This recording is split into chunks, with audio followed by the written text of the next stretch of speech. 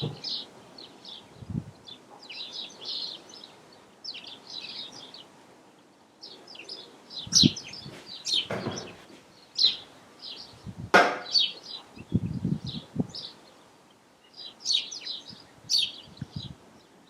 good morning, welcome back. Now, for some time I've been deliberating over whether to make this video. It's been a subject that's been addressed in the comments time and again, and I think perhaps now it is time to address it. And at the same time, I've got a job I need to do on the particular item itself. Now, the subject is parts cleaning tank. Not very interesting, maybe, I hear you say, but then I'm still getting constant comments about it, and maybe time to address it. Now, this is normally something you might see in a commercial garage, not so much a domestic garage, but they are domestically available from any of the tool companies, not just the tanks themselves, but the consumables to run in them. So can you justify one in your home garage? Will you use it? How much does it cost also to set one up and to run it? Now, before we get into answering those questions, I've got to say, I don't expect anybody watching this to go out tomorrow and buy a parts cleaning tank like that. You're just not going to do it. It's just a massive amount of money to throw at something that you don't even know you need. So in order to know you need it, you have to go on a journey of building up the need for it, using something else that works, and you think, how can I better this? And here's my journey. At the very beginning, I remember using an old roasting tin. It's metal, so it's not going to break, and you can clean parts in that with a paintbrush and a bit of degreaser, works a treat. Then I thought a great idea when you drain oil is use cat litter trays, and these things cost nothing. They're like £1 in the supermarket, and you can use those as a great parts washing container. And after a while you realise, I want to half mind a little pump that actually pumps it in like the garages have. And then you're on your journey. Then you've built the need to actually have your first proper parts washer. So you've been through the roasting tin and the cat litter trays and all the inherent mess and fuss that goes with that, and you finally decided to invest in your first proper parts cleaning tank. What's it going to cost you at the very bottom of the range? What's the entry level? Now, my first parts washer was a 15-litre tank in capacity, but the size, it was about probably a foot cube, I suppose. Quite handy because it's portable. You can hide it under the bench out the way when it's not in use, and that's what you need, because you're not going to use it every single day, and if you've got limited space in your garage, you absolutely need it to pack away, and that's why I bought it in the first place. Now, they're about £100, something like that. I got mine from Machine Mart. You can also get them from Sealey, and I believe also you can even get them from Harbour Freight. So if these little portable ones are so good, why did I bother upgrading to a great big one? Well, because I'm doing this all the time. I've built the need. I've justified it by the fact that with this, I can drop a swinging arm in there to clean it, as I did recently on the swing arm of the XJR. I can dunk wheels in it. I can clean just about any car engine parts in this because it's perfectly big enough. But here's the downside. It does take up a footprint on the floor, and it's 3 times the price. So let's get into the money.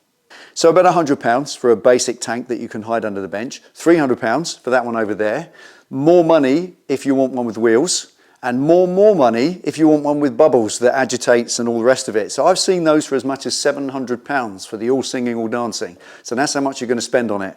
But that's not the only expense. Once you've outlaid that, you've got to put the cleaning fluid in them. So let's talk about the cleaning fluid, because with that, I think you might be surprised how much that actually costs. I use emulsifiable degreasing solvent because then I can wash the parts off if I'm going to paint them. The degreaser doesn't leave a residue when you use this stuff. So a little bit more, maybe 10% more than the normal stuff.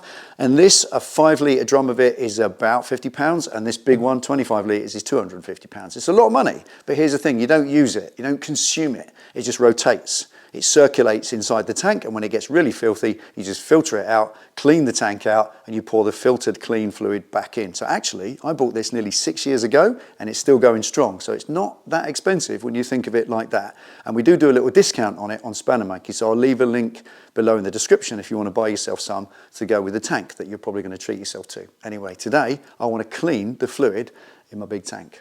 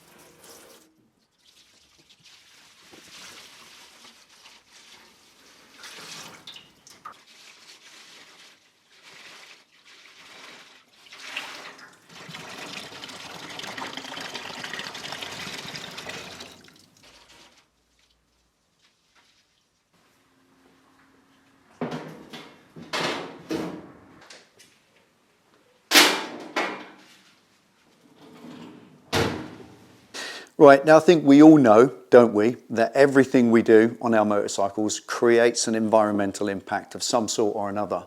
All of the fluids involved in a motorcycle or a car have some environmental impact at some point, either in their creation or in their disposal. And this is no different. This cleaning fluid is just like waste oil, waste brake fluid, waste coolant. It must be handled in the right way. It is a toxic fluid. Just look at the label on the can. So I'm happy that that fluid purchased nearly 6 years ago hasn't gone anywhere. I haven't had to have it recycled. I haven't thrown it away. Back in the old days of my cat litter trays and putting the waste product into cans and going up the recycling tip, responsible maybe, but not as responsible as just keeping it, just cleaning it and carrying on using it. So in my view, my conscience is clear that that is the best way environmentally to handle degreasing of products, which if you're working on your motorcycles, you're going to be doing over and over again. So I'll leave a link or a few links in the description for bits and bobs you might be interested in related to this. And thank you for watching. I'll see you next time. Right, good morning, welcome back. Now, this video, I've been deliberating over whether to make it for a really long time. But following a recent raft of questions on the subject, I've decided that maybe it's worth making because at the same time, I've got a somewhat overjob due. Cut. Right, good morning, welcome back. Now, I've been deliberating over whether to make this video for quite some time, but following a raft of recent questions, I've decided that maybe it's time to give it a go. And also at the same time, I've got an overdue job to do. Is that right? That is right, shit. Cut.